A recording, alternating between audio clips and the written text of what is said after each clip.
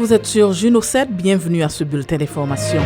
L'ambassadeur Sébastien Carrière apporte des précisions sur l'acquisition des véhicules blindés par Haïti au Canada.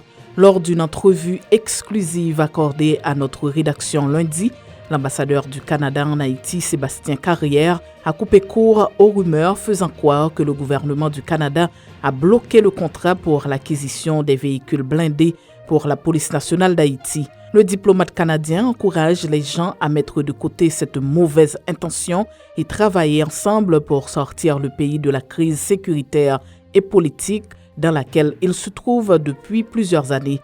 Aussi encourage-t-il des pourparlers entre les acteurs concernés afin d'arriver à un accord inclusif. Il est vrai que le gouvernement haïtien est sur le point d'acheter des véhicules blindés pour la police nationale d'Haïti au Canada, mais la loi canadienne prévoit que la compagnie doit demander un permis d'exportation, un processus qui peut durer en moyenne 30 à 60 jours. Le processus suit son cours, a précisé le diplomate qui informe que la compagnie a déposé la demande depuis quelques semaines. Consternée face à la situation de violence en Haïti, l'Union européenne appelle à l'intensification de la lutte contre les gangs criminels.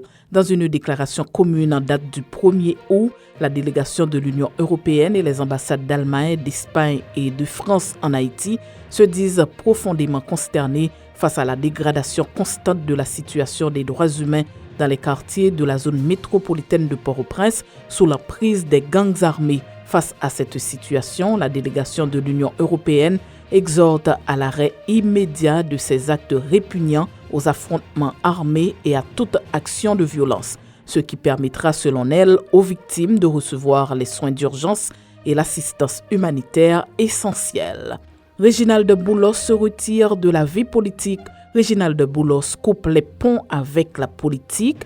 Usé par des problèmes de santé affectant sa capacité à influencer et à guider le parti dans la bonne direction et des divisions au sein de MTV Haïti consécutives à la signature de l'accord du 11 septembre 2021, le docteur Réginald Boulos, dans un communiqué rendu public le 1er août, a fait part de sa décision de se retirer de la tête du mouvement 3e Voie Haïti et de prendre ainsi sa distance avec la politique et les affaires dans le pays. L'homme d'affaires annonce qu'un comité de gestion de 5 membres a été nommé pour prendre les rênes du parti.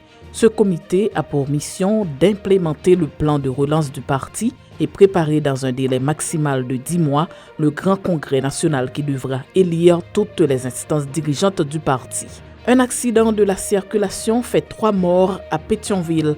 Cet accident de la circulation qui a causé la mort de 3 personnes a eu lieu lundi à la mi-journée à la rue Moïse, à proximité de la place Saint-Pierre, commune de Pétionville. Selon des témoins, les freins de la voiture, une Prado de couleur noire, ont lâché et le véhicule a heurté 3 marchands qui se trouvaient sur le trottoir.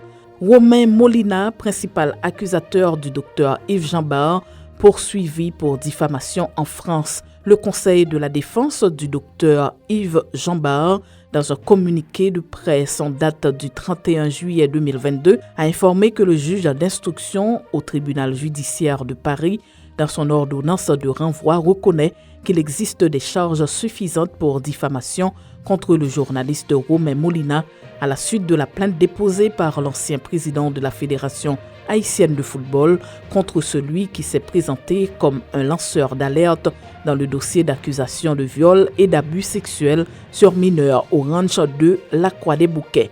Le juge d'instruction du tribunal judiciaire de Paris considère qu'il existe des charges suffisantes pour diffamation contre M. Molina, selon le communiqué du Conseil de défense du docteur Yves Jambard, qui informe également que le juge d'instruction au tribunal judiciaire de Paris, France, dans son ordonnance de renvoi du 15 juillet 2022, considère qu'il existe des charges suffisantes pour diffamation contre le nommé Romain Molina, qui sera jugé prochainement au tribunal correctionnel.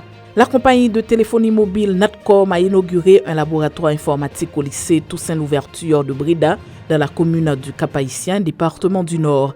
La cérémonie d'inauguration du laboratoire a eu lieu en présence des acteurs éducatifs, des employés de la Natcom et des habitants de la commune du Cap-Haïtien, section Haut du Cap. Le Conatel a approuvé la demande de SpaceX de fournir le service Internet par satellite Starlink en Haïti. Bonne nouvelle pour les utilisateurs d'Internet en Haïti.